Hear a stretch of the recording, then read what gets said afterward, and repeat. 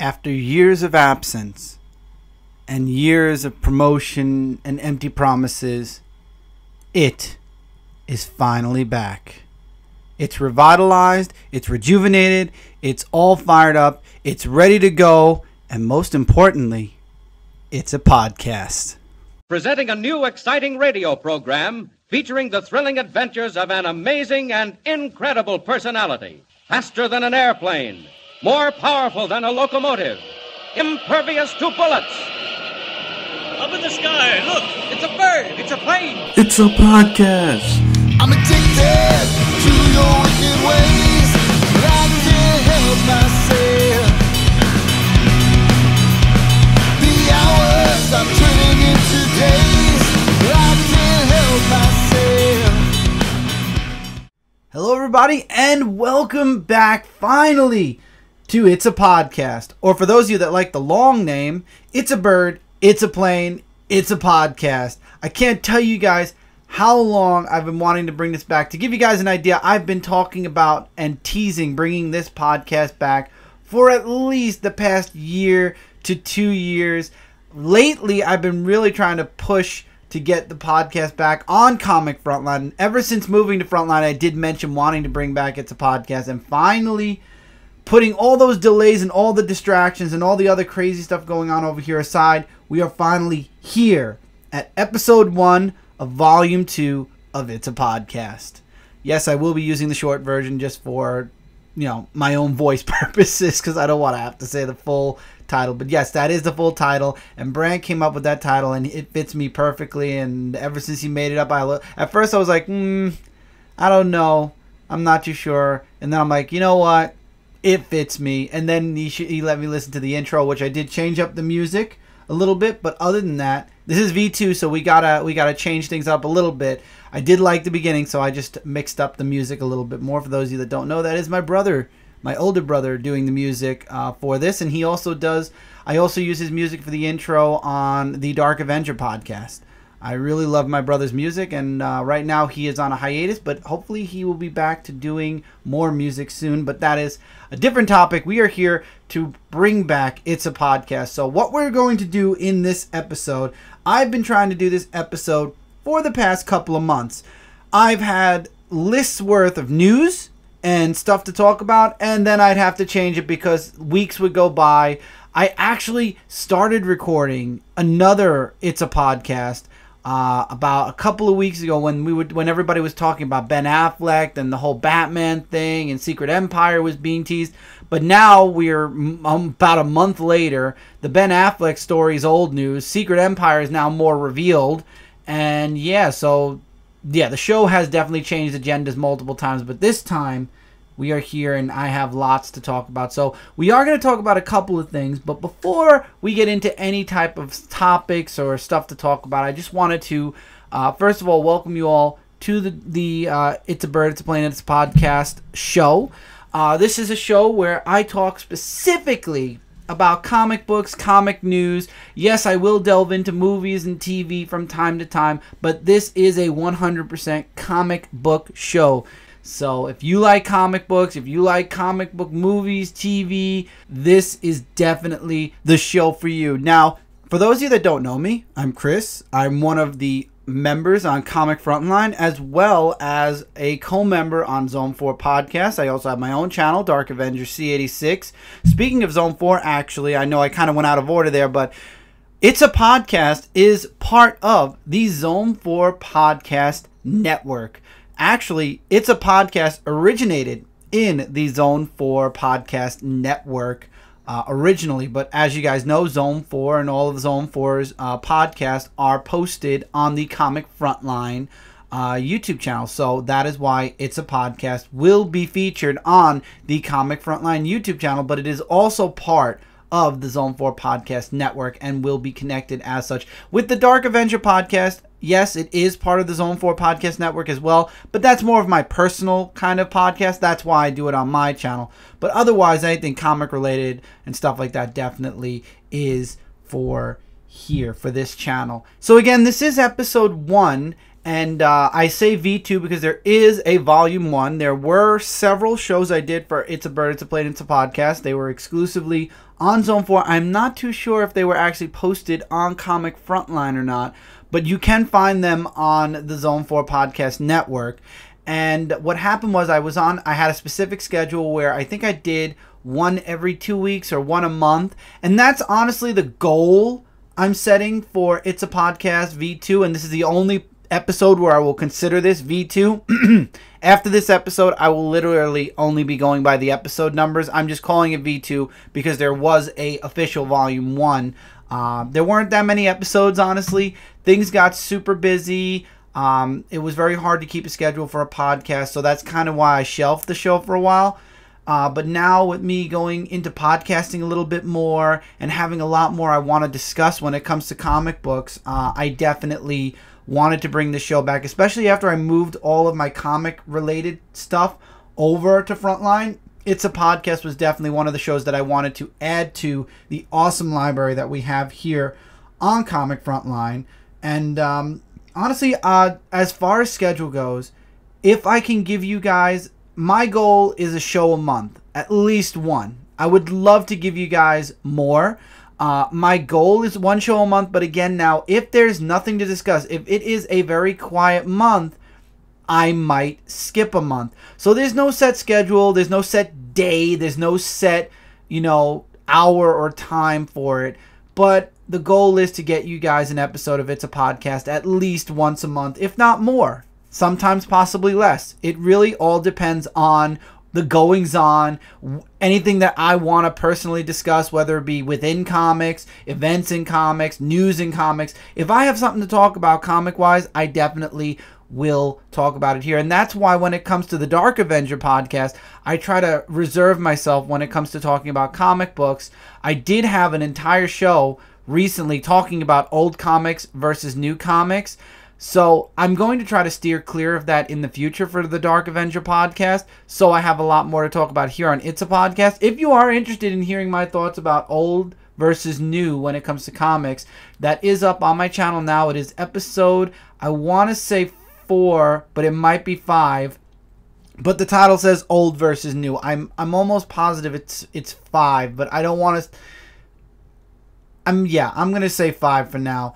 But anyway, with It's a Podcast, I'm going to try to keep and reserve all my comic news for this specifically. So with the Dark Avenger podcast, that's going to be more of a personal. Yeah, I'll still talk about comic books on there, but it won't be as in-depth as we get on here. And that's really the reintroduction for this podcast. Anything comic book or comic related will be discussed here. And if you guys have anything that you are interested in hearing me talk about, whether it be a topic, my opinion on a topic, my opinion on a comic book event, my opinion on a comic book storyline, even if I don't read it, don't be shy. Definitely leave it in the comments, and I will try my hardest. On YouTube, leave it in the comments. If not, then you can mail Brant at zone4podcast.com, and he'll let me know what you guys emailed in. But I love taking suggestions, and I'm going to get into this in a moment. This is the next thing I wanted to talk about before we got into comic books. Yes, I know I'm going to be the major star of this podcast, but there's a lot to talk about, and there is a lot of comic news that I definitely want to discuss as well. But I am looking for suggestions when it comes to older comics. I actually am making a bit of an order for a couple of old trade paperbacks. I got a couple of series. I don't want to spoil it because I do haul videos, whether it be on this channel, Comic Frontline, where this is going up, or my channel, Dark Avenger C86. I don't like to spoil things, so I'm going to keep it secret for now, but I am looking into trade paperbacks. And you guys are not limited to requesting, like, for example, newer series that are out. You guys are more than welcome to ask my opinion on older series as well, whether it be Marvel, DC, Independent. If I could get my hands on a trade paperback of the series, even if it's a specifically made trade paperback, like the story is a trade, if I can get my hands on it, I will definitely try to grab it. So I like having topics to discuss, and especially if people really want to hear about it, I definitely want to talk about it. And you guys are not limited to comic books. You're welcome to ask me my opinion on comic movies and TV. But when I say TV, I say that loosely, because if it's something like a Netflix series like Iron Fist, which I did watch and I thought was amazing, that's one thing because it's 13 episodes. But if we're talking about like I did watch Smallville, but I'm going to use Smallville as a reference. If we're talking about Smallville, Flash, Arrow, stuff like that, that has like 20 to 22 episodes, that is a little bit, I mean, you're welcome to ask. I'm not saying don't ask, but that might take a bit longer. That's one of the topics that you guys might have to wait a bit of time before I'm able to talk about it. I mean, again, all things that you guys want to hear me talk about, I will definitely put them all down somewhere. I have a drive specifically, I could talk specifically for it, and I will try to get as much as I can. There are topics that I personally want to talk about on It's a Podcast as well, but I like to mix. And if I'm asking you guys, that means I definitely want to have something that you guys want to hear me discuss as well. I don't know. I might work on getting some guests on here, not interviews. As much as I enjoy doing interviews and as much fun as they are, when it's a one-on-one interview, I don't know, it's different. I would like to have people on here to talk back and forth, to have a conversation with. Not saying I wouldn't let them talk about their book at some point. I absolutely would, especially if it's a fellow independent creator, or even if I have a big two-person writer, artist on and they want to just really talk about their book for a little bit. That's fine, but I like to have people on. I like to have a conversation. I want to talk about, like, yeah, I want to talk about their stuff, but I want to talk about, for example, if I have somebody on that writes for DC, I want to say, so what are you reading? Any independent books? What books are you enjoying? Yada, yada. I want to be able to talk. Or if it's a topic about a character, what are your thoughts on Nightwing or Spider-Man? I want to be able to have a conversation while also talking about that person's stuff. So we'll see about guests. As far as guests go, that is something in the distant future. I want to work on setting the groundwork right now for the podcast before we get into anything like that. But requests or things that you'd like to hear, topics that you'd like to hear me talk about, feel free to leave as many recommendations or things that you'd like to hear me talk about, and I will try to talk about as much as I can. And that's it. Now we're going to get into the other thing, which I started hinting towards, which was I had a very interesting weekend. And yes, this pertains to comic books, so this is why it's not part of the Dark Avenger podcast. It actually has a lot to do with It's a Podcast, as a matter of fact. And on Saturday, I quit YouTube. Let that sink in for a moment. Don't freak out. I didn't legitimate quit YouTube. I say that more metaphorically than literally. I was still a part of everything on YouTube, Comic Frontline, my channel and stuff like that. But what I decided to do was I decided to step back. And I've had this problem for many years. And I talked about it when it came to focusing on my channel. I talked about it when it came to working on multiple channels. I always felt like I either was doing too much or I felt like I was doing too little because I had so many things I wanted to do. And even if I was doing something, I didn't feel like I was progressing at a speed and at a point where I felt like I was getting stuff done. So finally, everything kind of just came to a head, especially now that I have my own comic that I'm working on and that's coming out soon. So I honestly just...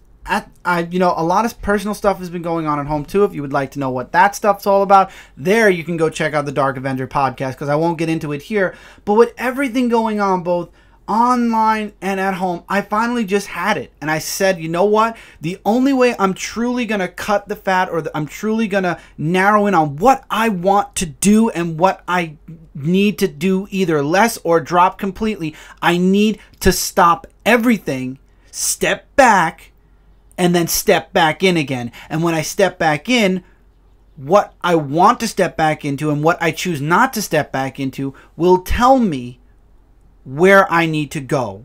And as you guys know, I've been doing Comic Frontline, I've been doing my channel, I've been doing Frontline Gaming Zone, and I've been doing a new channel that my brother, myself, Brent, and Lisa have been doing, which is What the Card.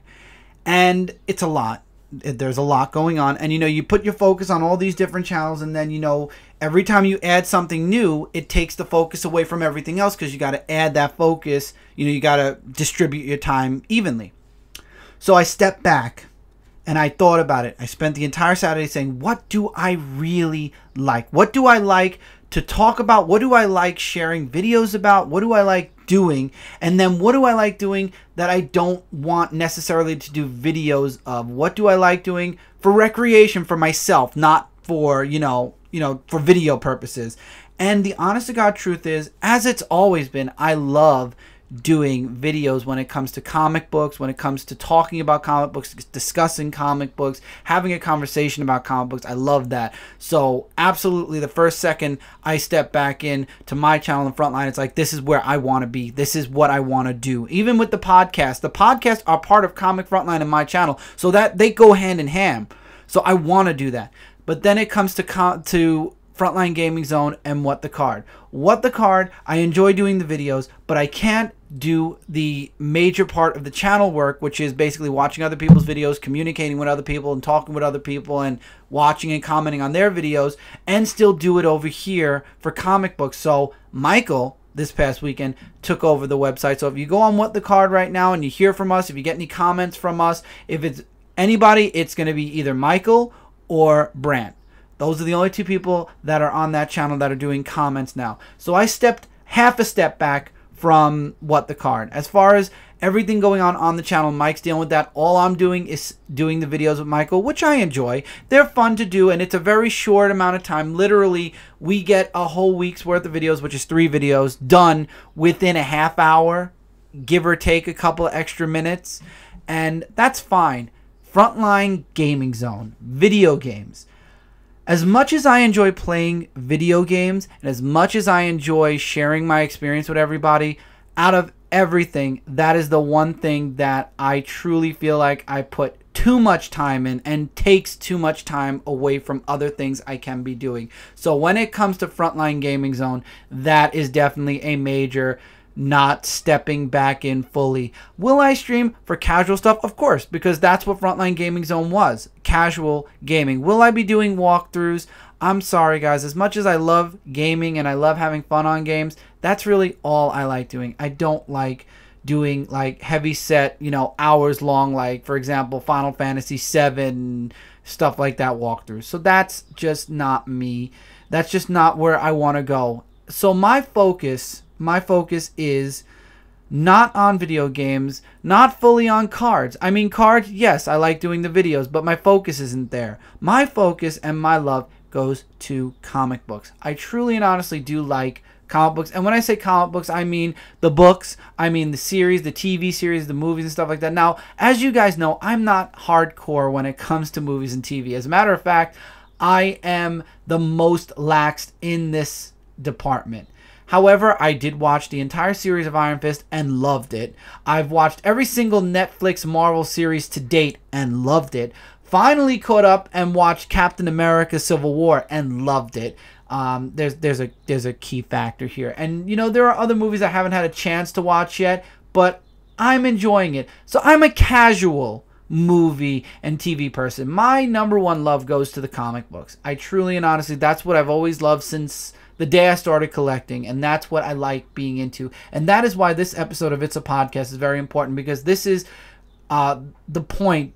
Doing this podcast solidifies that this is what I want to do. This is the realm and the community that I love being in the most. Not saying anything bad about the card or gaming community. They're wonderful communities also, especially the card one. Met nothing but amazing people and nice people over there. But this is the community where I have the most to talk about, where I have the most that I can discuss. And this is just home. This is home away from home. Frontline is family while still being all over the world. And you know what? We all have family all over the world anyway. So it's family. So this is where I am. And my channel too. And I do have some stuff that I'm doing on my channel. Little teasers going up and a little video series that's going on. You can go check that out whenever you guys want to. But yeah, my foot stepped back in immediately to comic books and second guessed everything else, and some things it just didn't step back into. So I've basically realigned my life to comics, talking about them, talking about my book, talking with creators, talking about Big Two, independence, and everything like that. I think this is where I belong. This is where I feel the most comfortable, and this is, like I said, home away from home. Whether it be podcasting, video casting, reviewing, discussing. It's just comic books are where I have the most enjoyment. And honestly, old or new, it doesn't matter. If it's a comic book and I like it, I definitely want to talk about it. If I don't like it, yeah, of course I'm going to mention that I don't like it, especially if it's the Big Two, because the Big Two are not going to lose money if I don't like one of their books. But yeah, no, I want to discuss it and I want to talk about it. So that's where my life realigned 2, and I'm very happy with that. And I have a lot of ideas that I'm working on for both Comic Frontline and my channel right now. This being definitely one for Comic Frontline. There's a couple other things hopefully that will happen in the near future, and I look forward to talking about my book and sharing my my talent with the world. And when I say my book, I mean my creation, but Brant and I are both writing it, so it's honestly our story, my created universe. Let's put it that way. And that's really all I wanted to talk about when it comes to me and where I stand on everything, and what honestly just went on this past weekend because of all the, you know, personal and professional stuff that's been going on in my life. And I don't regret anything, and I'm very happy with where I am now. So this is a comic book podcast. So let's talk about a couple of things in comic books right now, shall we? X-Men RessurXtion. X-Men Prime came out this past week, and we're going to talk about it on Frontline Live, so I'm not going to delve into the book, and I will be reviewing it on the Dark Avenger comic book review as well. However, I do want to talk about my thoughts on where X-Men are going now and what I'm hoping for. And X-Men Prime I thought was a really good book. There were a couple of people who got triggered by a specific moment in the book, and I can kind of understand why, because I, without reading the book, which was a very bad slap my hand for not waiting and reading the book before jumping to conclusions. That's a very big tisk on my part. But people started getting worked up about a specific scene in X-Men Prime, and I got worked up hearing other people get worked up about it, and I got caught in the hype, and then I got my hands on the book, and I read it, and I got to that point, and I was like, okay, no. This is definitely not what people are talking about at all. It's taken one way because we all know that Marvel right now is kind of bending to their big, you know, diversity. Everything needs to be diverse kind of deal, you know, appeasing a certain group of people. And, you know, I think that even the smallest hint, whether it be legit or not, it just triggers people. And that's the problem. But honestly, if you really read the book, if you go back and read it again, you'll see that it's just, you know, you're easy to get triggered by certain things if you see it in a book. Honestly, after reading it myself, I see where the mistake was made, and I see what it really means, and it's not what people are getting upset about at all. And I really like where all new X-Men concluded, and where that's kind of like, oh wow, so what are the all new X-Men going to do now? And obviously that leads into X-Men Gold, which I believe is their book. I hope I'm right. I don't think it's X-Men Blue. I think that Shadowcat's doing X-Men Blue and her team. But anyway, I'm looking forward to where both teams are going. Both the classic team, which is now led by Jean instead of Scott, which is very interesting, and I'm really looking forward to that because I believe Jean definitely has leadership capabilities, and Scott doesn't want to be leader because we all know what happens if Scott's leader. And I like also, I will say one little thing because I thought it was really cool also. We all know that Scott is still in love with Jean, but I love how Jean kind of stops him and says, you know where this will go. And it's like, I don't believe that. I believe that if Jean knows that, you know, the Phoenix Force is within her, and I don't think being with Scott is what ruined their relationship. I don't think it's what destroyed the universe either.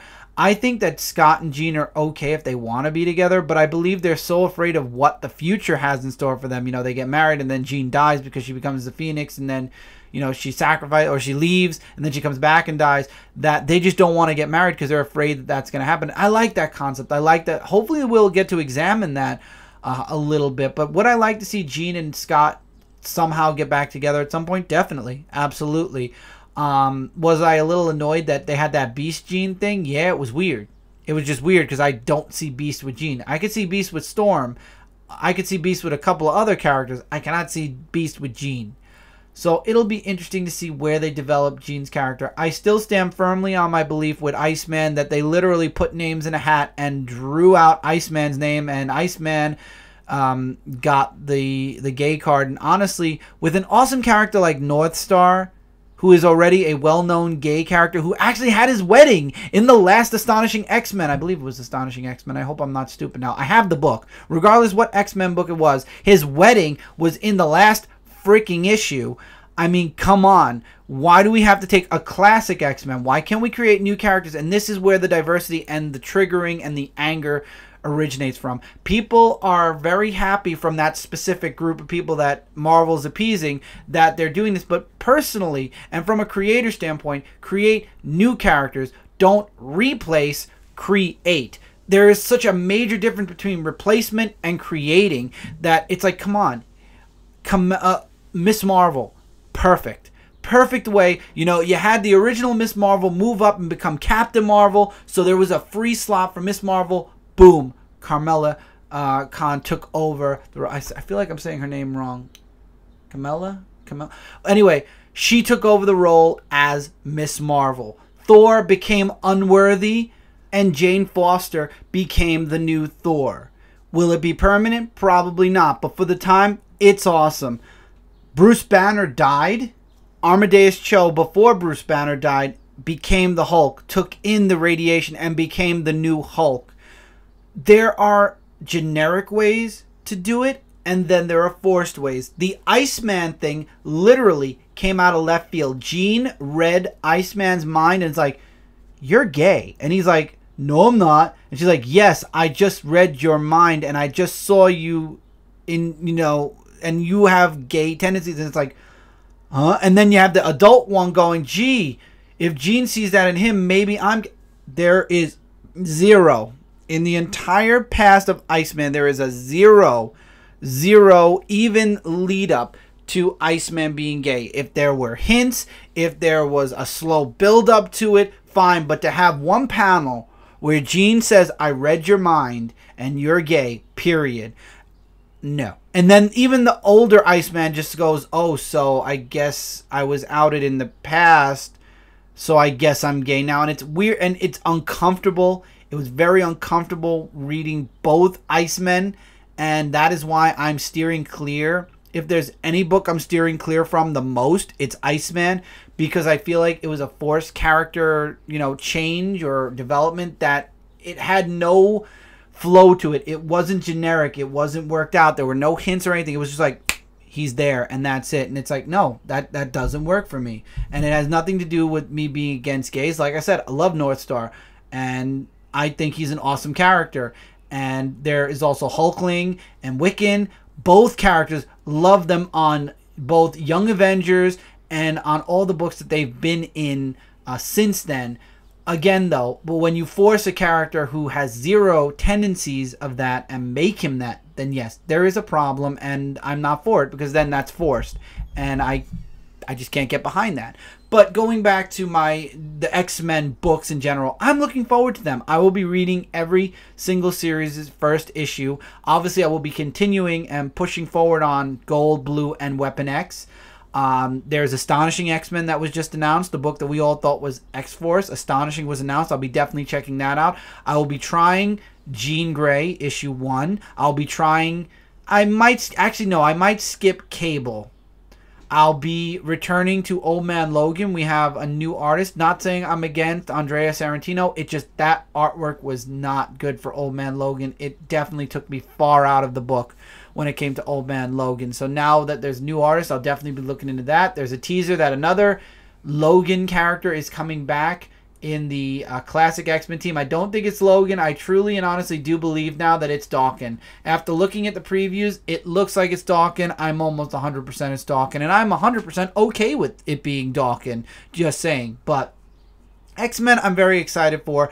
I'll be reading them all single issue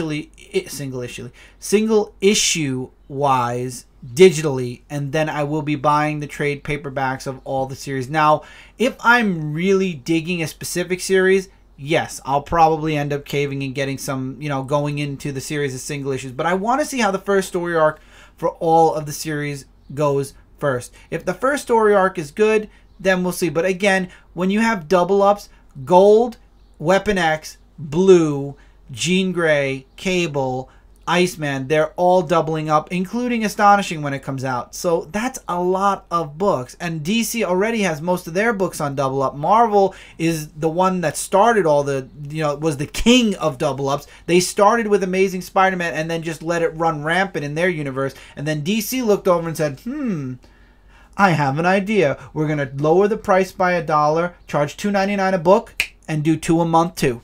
And you know what? Now we have double ups for tons of books. For DC, kind of works because DC had multiple titles for multiple characters at the same time. Marvel, not so much because Marvel only did one title a month, or they, again, had multiple titles. But X-Men kind of works because X-Men did come out a lot each month. But when it comes to Amazing Spider-Man, kind of doesn't work that well. Twice a month, okay, but now Amazing Spider-Man's back to only once a month anyway, so go figure. But, yeah, the double-ups definitely make it harder for collectors and readers to pick which books they want to read physically and which books they want to read digitally. And to be honest, not from a reading standpoint, but from a physical collection standpoint, you get a lot of double-up books, your piles grow twice as quick every single month. So space-wise, reading-wise, and just, you know, money-wise, especially number one reason, money-wise, it's very hard. So that's why when it came to the X-Men books, I decided, you know what, I got to draw the line in the sand somewhere, and that was it. I said, you know, I'll read them all single-wise, you know, online, and then I will get the trade paperbacks of the series that I really like. And, of course, X-Men Blue and Gold. So, Weapon X, if I like it, I'll grab it. New Mutants, like it, I'll grab it. Jean, same. Cable, not sure I'm even going to read it. But I'm very interested in how they're going to rejuvenate the X-Men universe, because X-Men have been low for a very, very, very long time. And honestly, I've been wanting to get into some older X stories anyway, like the classic X-Men stories and some major stories. I do have Fatal Attraction. I did read that a long time ago. I think I had a haul video where I got the whole series, single issue-wise. But I've always been interested in older, like Chris Claremont, X-Men. I tried the Grant Morrison run. I do semi-regret it now. Not saying it was bad or anything, but at the same time, yeah, it's hard. I like the Jim Lee, Chris Claremont run. I definitely want to get more into that series. I got most of the Astonishing X-Men run, and it was the motion comic that actually got me interested in that series. And I think I have at least the first 5 or 6 trade paperbacks. I think I'm only missing 1 or 2 before it came into the single issues where I started buying, and then of course they ended Astonishing X-Men, or I dropped Astonishing X-Men because things got a little bit crazy, and that was around Schism's time. And I think that's right there where things started going crazy, was around Schism. That's where I started to lose the connection, because the team went from being this big team, you know, this team that all worked together, and then Wolverine and Cyclops had a major argument, and then the team split. And Wolverine became a teacher at the Jean Grey School of Higher Learning, and Cyclops became basically an outlaw because they had Avengers versus X-Men. Cyclops was wrong. You know, Wolverine was on the Avengers side. You know, people kept switching back and forth between sides. It was like Raw versus SmackDown. It was crazy. It was absolutely nuts. And then they made Cyclops so evil, so completely insane, that even when his younger self came back, he was like, my God, I am so evil right now. And what I liked was they tried to rejuvenate the X-Men U by bringing back the original X-Men, like Beast when he looked human, Cyclops, Jean, Iceman, you know, and Angel. And it looked like, you know, things looked really, you know, like they were going to get better. But then you had things that were thrown at us, like, you know, the Iceman situation. And then, you know, well, Cyclops was kind of away for a while. Then the teams and everything was going crazy. Things were completely insane for the X-Men. And then the Inhumans thing happened, and then the X-Men had to go into limbo, were being chased by the Terrigen Mist, and that would kill them. Cyclops, the original Cyclops, died. The young Cyclops went missing for a while. Jean and Beast went out for a while. It was insane and crazy. So I'm glad that they're kind of they're stepping back, and they're kind of trying to take everything in and then fix it to where X-Men fans are more familiar and, you know, feel more comfortable. Will it be amazing? I have no clue yet. X-Men Prime definitely gives me a little bit of hope. We'll have to see where the actual series go. Would I like to see a Chris Claremont run one more time? At this point, I think it would definitely help the universe. But I don't know. We'll have to once again wait and see. But one thing that I am not looking forward to, and I truly and honestly don't... you know what? We're on a positive feeling right now. So let's switch over to DC for a moment, then we'll come back to Marvel. And let's talk about Superman Reborn. Now that I've reviewed everywhere, I've talked about it everywhere, so I feel like I could talk about it here some more. I think what DC Comics did with Superman Reborn was amazing. It's basically, and Jay said this, and I'm giving him credit for it because he did say this, basically DC knew they screwed up with Superman. They knew that Superman was their weakest book since the New 52 started, because I'll tell you the truth, a few people liked Action Comics when it was like his origin, the New 52 Superman's origin, and they did like a couple of Superman stories here, there, and everywhere, but for the most part, people dropped off of Superman after it, you know, the 5th or 6th issue. Honestly, by the end of the New 52 run of Superman, hardly anyone was reading it, and even with the powerless Superman run, yes, a few people jumped in for that, or like the major events like Doomed, or Hell on Earth, very few people talked about. So Doomed, Powerless, like his human one. When he did that solar flare, everybody was like, okay, this is just, yeah, I even said, I think I'm done. I was like, I think that's it. I dropped Superman for the first time in my life, and probably the only time in my life. I dropped Superman for about 2 months. It felt so weird. I literally said, you know what? I can sit through this. I can get through this. That it's gonna change. I had hope. So I went back and I bought all the issues that I hadn't bought in those 2 months, including the annual, which actually took me the longest to find. For some reason, the annual with the Kryptonite Man like sold out everywhere, and then I finally found it in the shop and I grabbed it. But anyway, when Rebirth happened, this was basically DC saying, we knew we messed up Superman really bad, so we're going to make you... Well, I think that it started with Superman, Lois, and Clark right after Convergence, where they actually brought the pre-New 52 Superman and Lois into the New 52 universe and made it like they've been there this entire time. They've just been hiding out, and they gave us like a whole story arc showing what was happening with them while the New 52 stuff was going on. And I loved it, and I'm very happy Dan Jurgens wrote it, because Dan Jurgens is one of my favorite writers when it comes to Superman. He's a really awesome guy, too. I wrote him 2 messages, and he wrote me back with a nice long reply as well. And you can't say that for everybody, but Dan Jurgens' writing is what brought me into Superman in the first place. So the fact that he wrote Lois and Clark, and then came back, and after Rebirth started, wrote Action Comics, and Peter J. Tomasi took over on Superman, and they've been doing amazing. Give or take one segue story, every single Superman story feels like, hey, we know we messed up, so we gave the reins to somebody who wrote Superman in the 90s and did an awesome job. We gave the reins to Peter J. Tomasi, who's an awesome writer as well, and we told them, you know, do what you can. And then, you know, we had that, and then Superman Reborn happened. And it was a full month event. It went through Superman. It went through Action. Dan Jurgens, Peter J. Tomasi wrote all 4 parts, and they couldn't have done a better job. Number 1, never saw Mxyzptlk coming, or Mxyzptlk, or however you say his name. Mxyzptlk. I'm going to go with that. I'm probably 100% wrong. I don't care. Mixie, for all I care. But Mxyzptlk being Clark Kent was the biggest shock, and I didn't see it coming. And kudos to both Peter J. Tomasi and Dan Jurgens on that, because I did not see that coming. And I'm a Superman fan, and I did not see Mxyzptlk being Clark Kent. And then the reasons behind it, and how he fixed Clark Kent's secret identity, which it didn't matter by the end of the series anyway, but how he fixed Clark Kent's secret identity.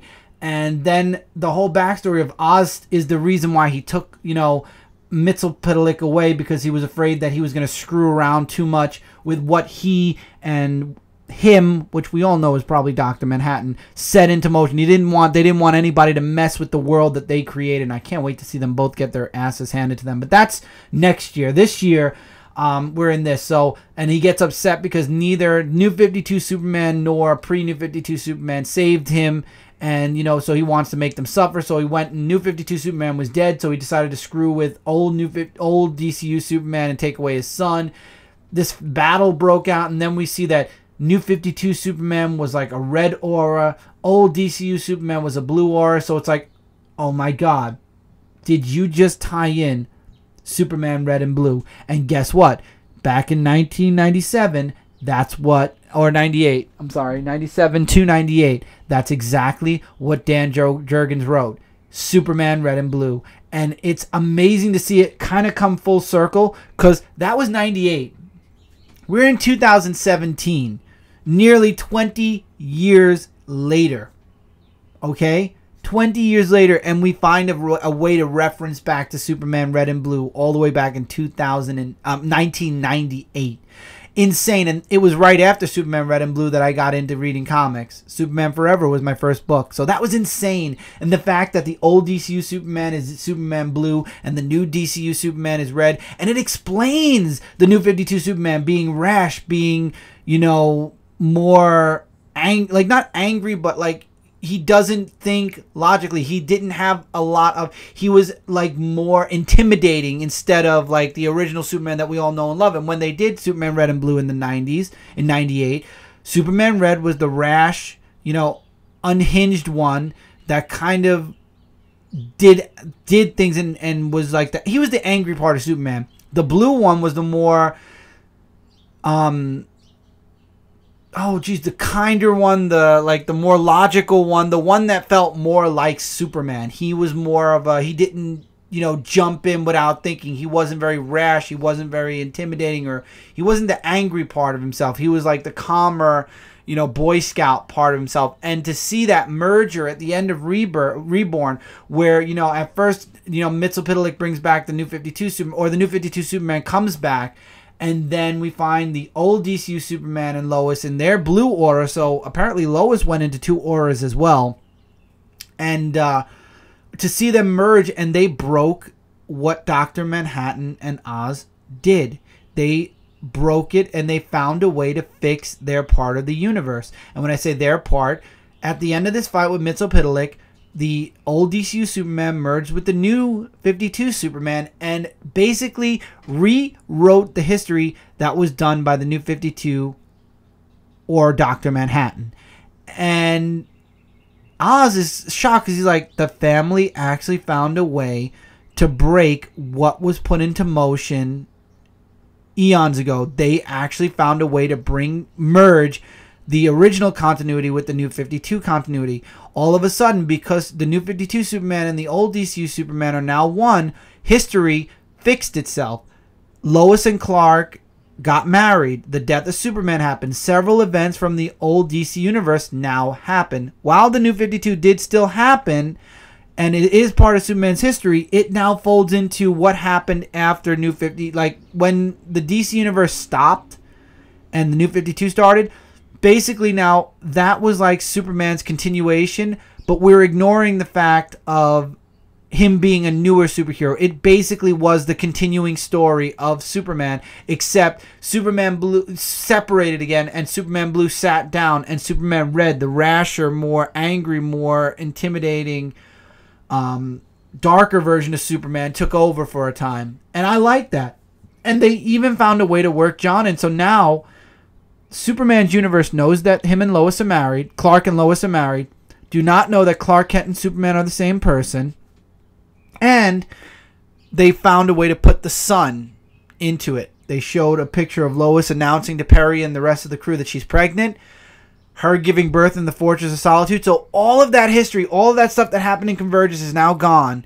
And it's now merged into the new DC universe, and that is now part of the permanent history of the DCU. So now Clark and Lois are back at the Daily Planet. We'll get to see them move to Metropolis. I'm very happy and I'm very excited with what's going to happen next. We're going to have the Revenge Squad starting up soon. We're going to have Super Sons. We're going to have that all fixed up. It's going to be really awesome. I cannot wait.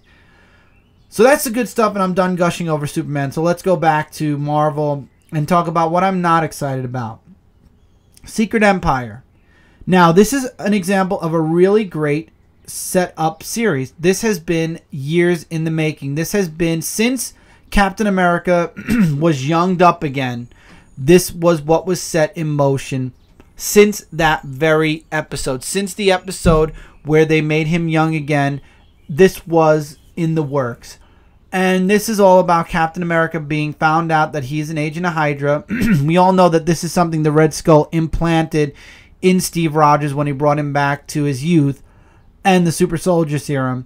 And now we're going to have this event go on, and it's going to cross over into every single major Marvel book. Avengers, Spider-Man, New Warriors is coming, Defenders, anything that is connected. I think it's even touching on the X-Men a little bit. I'm not too sure, but it is touching almost every single major book in the Marvel universe.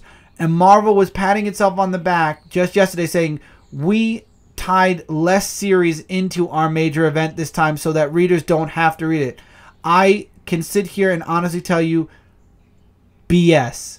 That is definitely not true, because it's going to affect Spider-Man. It's going to affect all the team books. It will be seen in multiple places in the Marvel Universe, especially because there are hints that this is the way Marvel's basically going into Dark Reign 2.0, where Hydra is basically going to run the world, and it's going to be basically like when Norman Osborn was doing things for, what's best for the world, except now it's a corrupt Steve Rogers believing he was an agent of Hydra when he never was. This was all thanks to Red Skull, but he's going to basically be the new Norman Osborn, and this can go on, ladies and gentlemen, for an entire year. We could be in this empire of Hydra, this Marvel universe run by Hydra, for the next year. Let that sink in for a moment.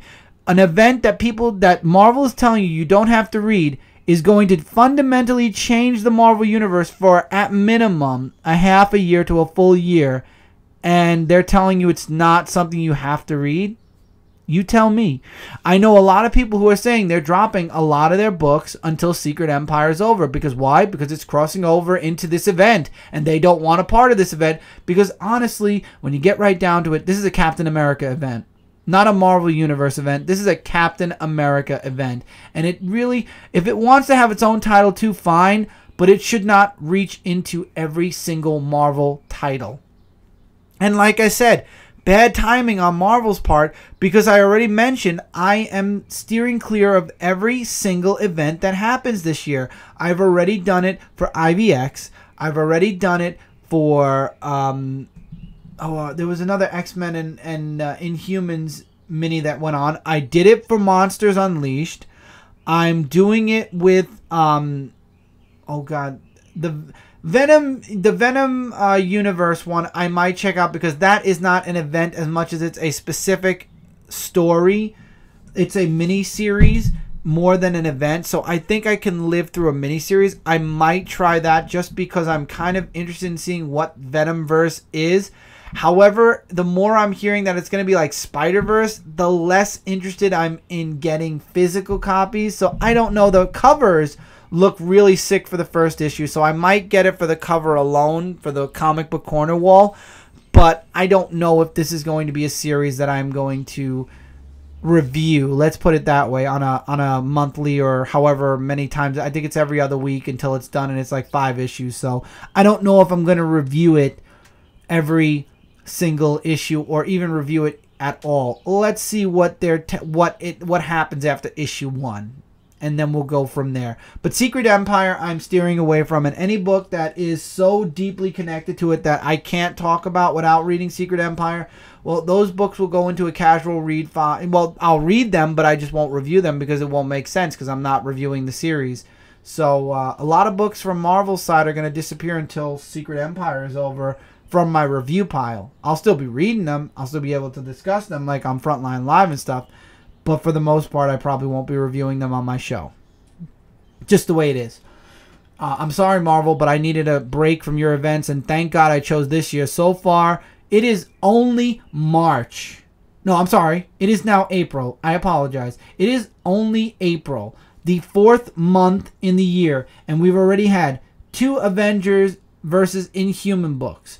We had the Monsters Unleashed story arc, the conclusion to Secret Wars, which technically did start in 2016. So even if you cut that off, all the other little mini series that have been going on, in the Marvel Universe since Secret Wars, yeah, I'm glad I took this year as a break, because we still have Secret Empire, we have the Venomverse, we have Lord knows what's coming after Secret Empire. I don't know why Marvel is so hell-bent on they literally must have an event going on every single month. It's insane. When one event ends, and it usually ends late because there's either delays or they want to add, they become nefarious for adding extra issues, extra $5 issues. They don't even cut the price on the previous issue because that's not the last issue anymore. It's the last 2 issues of $5. And there's so many delays that by the time the series is over, the event's over, we're in the next event already. I mean, jeez. Marvel, you need to chill with your events. Relax. Let the writers work in their books. You have not had a solo book development like without it somehow getting involved in one of your events in years. Come on, let the creators and writers deal with stuff. If they want to do events within their books, fine. But don't force, don't do these universe-changing events every single year. It's getting very, not frustrating, but exhausting. It's getting very exhausting. I'm getting very exhausted as I read Marvel. I honestly can say, steering clear from all the events that have been going on this past year so far, and only reading the titles that I like, I feel a little bit better.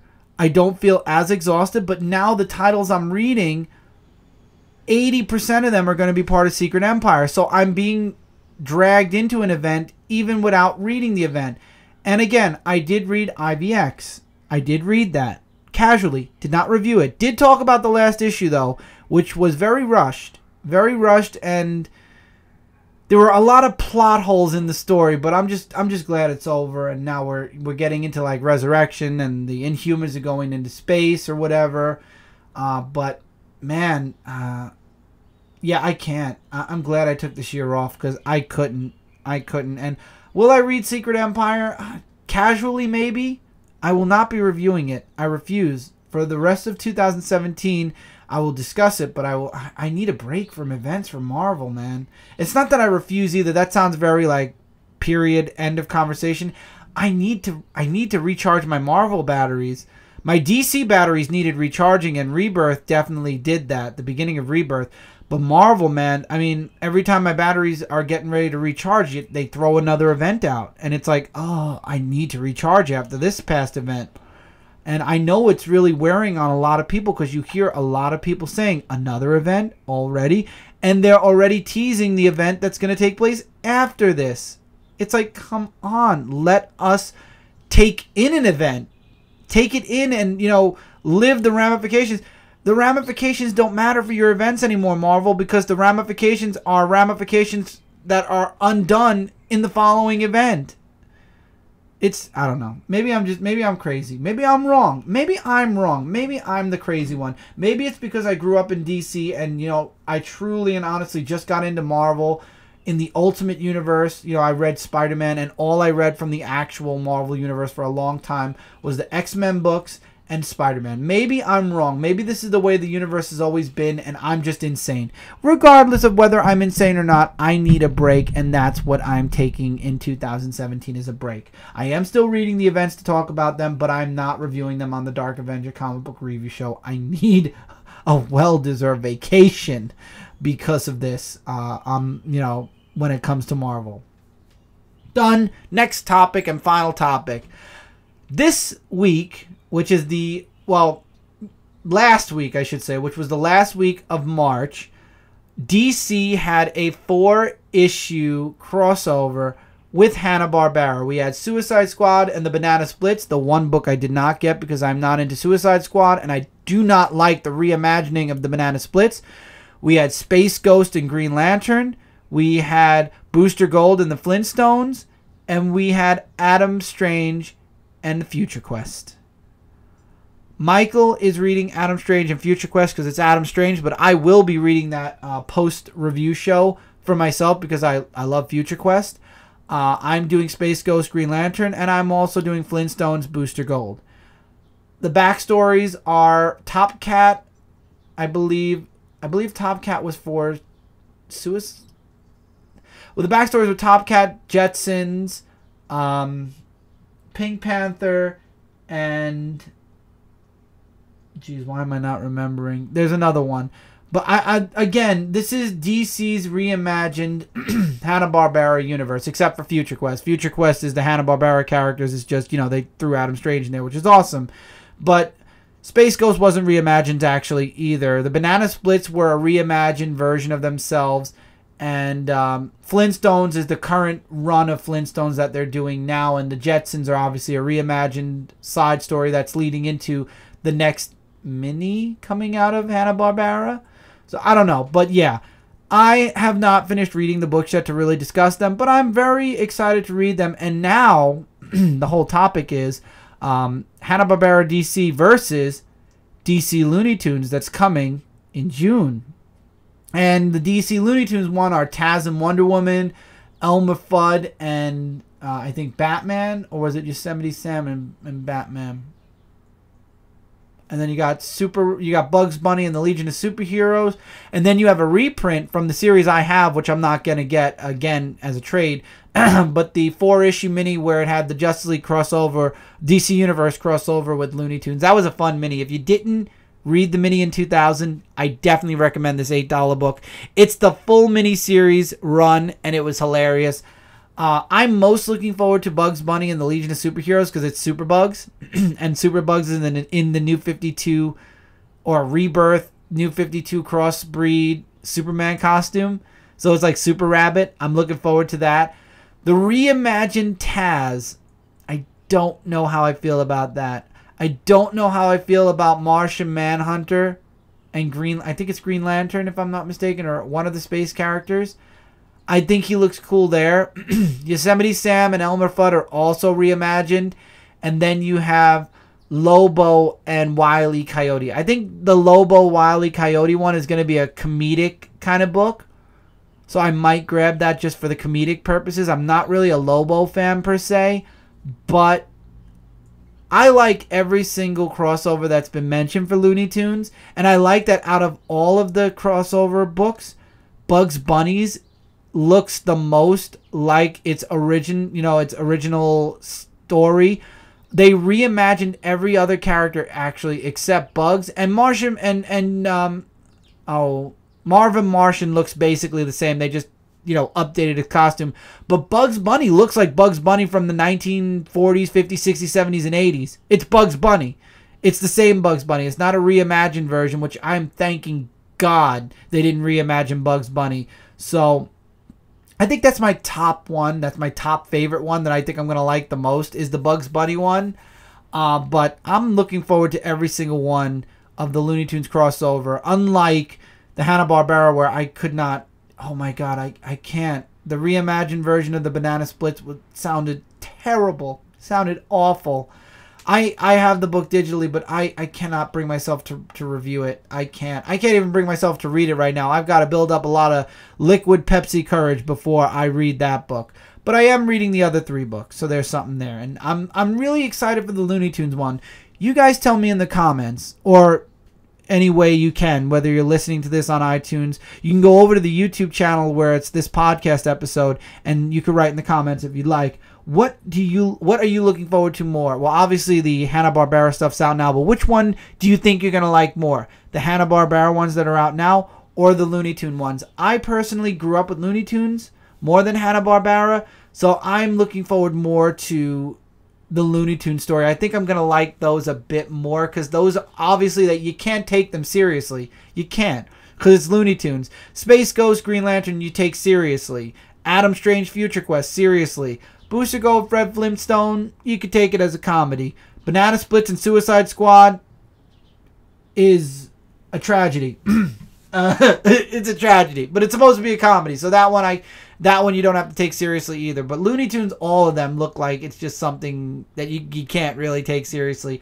And that's what I'm looking forward to. I really can't wait to get my hands on those Looney Tune books. I really can't wait. Those little crossovers look awesome. But I don't know what's going on with the Hanna-Barbera line. I'm really liking Future Quest, but like Flintstones got boring. Jetsons, what? Okay. I read the backstory for Jetsons. That's why I say okay.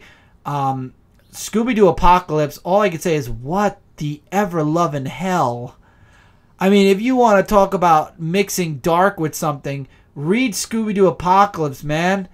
Oh my God, I stopped after the issue with Scrappy and what he was doing. Oh my God, I couldn't even imagining, putting my mind on, this is a different universe, this isn't the main Scooby-Doo universe. And by the way, Scooby-Doo Team-Ups is still going on, which is the main and original Scooby-Doo universe. So it's not like they stopped the original Scooby-Doo book.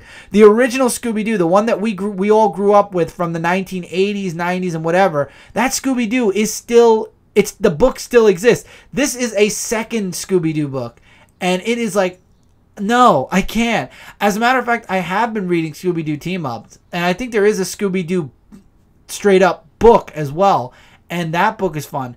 I'm thanking God they didn't cancel the Scooby-Doo books in order to bring out Scooby-Doo Apocalypse. It's just another book that you can afford to ignore, and you can still enjoy Scooby-Doo every single month. Same thing with Looney Tunes. Looney Tunes comes out once a month from DC Comics, and these are the classic 1990s, 1980s, 70s, 60s, 50s, 40s Looney Tunes that we've all grown up with and know and love. Not like that Looney whatever that came out on Cartoon Network a couple of years or a year or two ago. Good God. I'm glad that show's over. The Looney Tunes show or whatever. Man, that was bad. I'm sorry. I'm sorry if anybody who likes it. I apologize, but man, that was bad. If you grew up on the original Looney Tunes shorts, yeah, that sitcom-esque show was bad. That was bad. So bad. Oh, I got to get my son the original Looney Tunes stuff. And the original Tom and Jerry. I think he'd like that. I already got him the Magic School Bus and a few other cartoons I grew up with. But they're mostly Disney cartoon movies. I got to get him some TV shows. Oh, I got him Darkwing Duck and not DuckTales. Darkwing Duck, Tailspin, and Rescue Rangers for when he gets a little bit older. I don't think he's quite ready for Darkwing Duck yet. Maybe the Rescue Rangers because he knows Chip and Dale from Disney. But other than that, I think the other cartoons are going to wait till he gets a little older. But yeah, Looney Tunes was bad. If you want to see true Looney Tunes, go out and buy a Looney Tunes DVD at your local store and watch the old cartoons of Looney Tunes. Man, those are the best. I wish I could get my hands on every single one of those DVD sets, but they're so expensive now. I don't know what I'm going to do. I'll have to figure that out when the time comes. Going back to the comics, though. I'm really looking forward to the Looney Tunes DC crossover. And I'm looking forward to finishing off the Hanna Barbarra stuff, but I'm extremely excited for the Looney Tunes one. So let me know in the comments, Looney Tunes, Hanna Barbarra, which crossover do you think is going to be the best by the time the Looney Tunes DC one finishes in June? I personally think the Looney Tunes one is going to be a little bit ahead of the Hanna Barbarra one, but that's me, and I'd love to hear from you guys. And I'm already an hour into this podcast, so with that, that is the end for this episode of It's a Bird, It's a Plane, It's a Podcast, or It's a Podcast for short. I am so glad that this podcast is back, and it's here to stay. It is here. It is now. It is forever. And yes, ladies and gentlemen, it is a podcast. Take care, everybody. Have a wonderful whatever time of the day you are at right now. Hopefully you enjoyed this cast. Feel free, once again, recommendations for topics, books, series, whether they be comics, TV, movies. Remember, TV will take longer if it has like 22 episodes. Feel free to make those recommendations for topics and stuff that you'd like to hear me discuss. And I will try to get those to you as soon as I can. And now that the first episode has officially dropped, and life actually, as of today, as I'm recording this, is going back to normal. So as it goes back to normal, maybe I'll be able to do this more without having to literally find this moment in time, this hour in time to record. So hopefully things will be better. And like I said, you guys are going to be getting at least, my goal is at least one episode of It's a Podcast a month. If there's unfortunately nothing to talk about and it's out of my control, there's really nothing for me to talk about, we might skip that month. But the goal is at least one episode a month or more. Don't think if I don't have a lot to talk about, I won't do more than one episode a month. I will. There is no set schedule for It's a Pod. There's no set schedule for most of the shows I do now except Zone 4 and, of course, Frontline Live, which is every Tuesday. Definitely check all those shows out, by the way. Thank you guys so much for being here with me. I hope you enjoyed. Take care, and I will see you guys soon. Keep reading, keep collecting, and keep enjoying whatever it is you enjoy. Take care, everybody, and I will talk with you guys soon. Join us next time for another episode of It's a bird! It's a It's a podcast. I got too much pressure, running out of time.